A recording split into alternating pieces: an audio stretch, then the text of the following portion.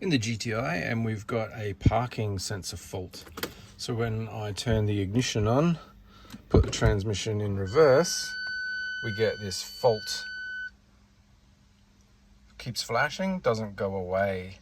I've scanned the codes and this is what I get. P01625, open circuit or short to ground.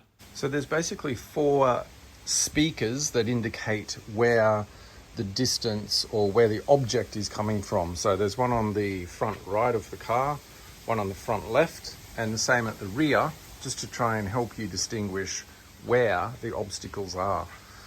I've hunched that it's going to be this front right one.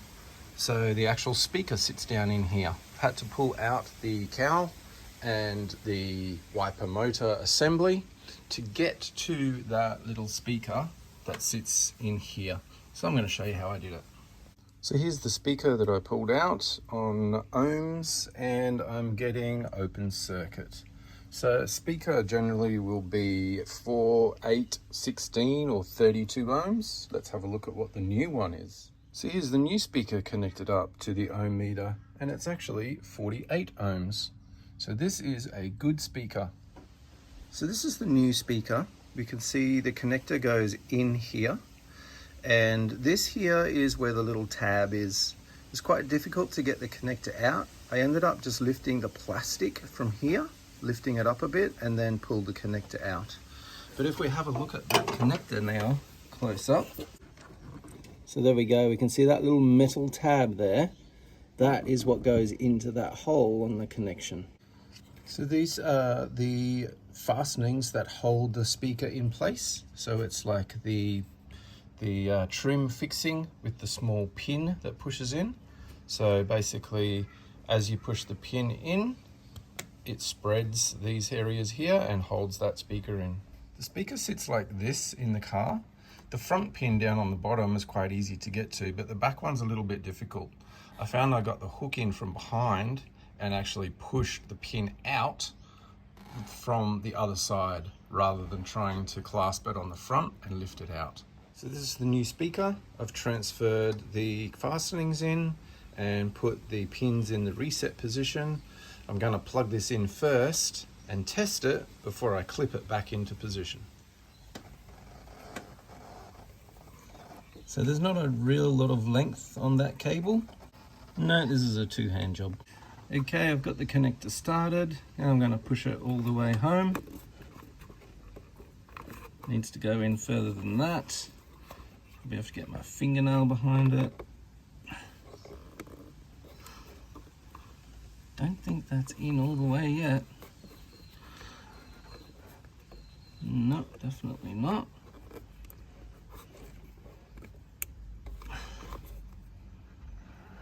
Still not in. This is a 2-hand job as well. So the one on the left is the new one. I was having trouble getting the connector in. We look at those pins. They're just down a little bit, not right centered in the connector.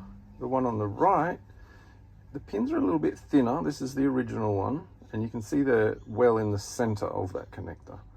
So I'm just going to bend these up slightly so they're in the center and try that again. There we go, they're more in the center now, the one on the left, like they are on the original one. I'll try and push that connector in now. Okay, so here's another problem. Here we've got the pins where the connector goes onto, but as the connector is trying to slide in here, it's hitting this little part of the molding section here. This round circle should not be there. You can see where the plastic's picked up a little bit. So that is stopping the connector from going in. So I'm going to have to cut that out now and then see if the connector slides in. I've actually opened up the original one now. So this is the Volkswagen part original that's failed. I'm just going to see if I can swap the speaker over.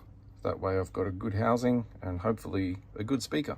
So that worked. This is the original Volkswagen housing, and I've put the aftermarket speaker inside the housing.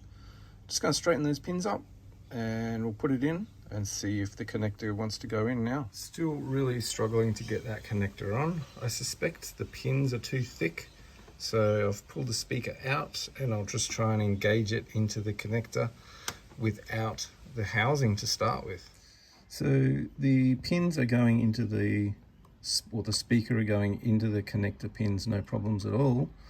Got to work out why the connector doesn't want to go into the housing. Got the speakers back to back there. So the one on the right is the aftermarket one. And you can see they are just a little bit longer. Just going to trim them down and taper them a bit. Hopefully then they'll slide through. So I've just taken a very small file and filed the tips of those pins so they've got a bit of a taper on them and a bit of a point, which is what the original ones look like as well. Right, so that is all how it should be, and it was just a problem with pin alignment, which was stopping it from going together. I had to pull the speaker apart like that so I could see it properly. But now that I've just wiggled the pins a little bit, it's gone in there nicely. So now I can actually test the system before we put everything back together again. So I got the ignition back on again, looking at OBD11, and here when I look at the parking system, parking assistance, we can see that we have this warning buzzer fault, which when we look at it, we can see that 1625 intermittent. So now we can clear this. So press and hold to clear. No more faults. Let's scan it again. All looks okay. Okay, back out of this. And put my foot on the brake. Go into reverse. And now we no longer have a flashing park assist. We have a solid light, which is good. And we've got all of our sensors now working. And we can hear the buzzer. So we are good to go. Okay, so the speaker is all back in place. Now we can just push the pins and we're good to reassemble. And that's what that looks like with that door back in place. It's just 3 M10 nuts and they're not very tight. And that's the wiper assembly put back in. So we've just got these two T30s. One there and one there. Make sure that's all riding on the bushes nicely. And I did just spray all the joints with some lubrication as well. So now we should be able to put the scuttle back on.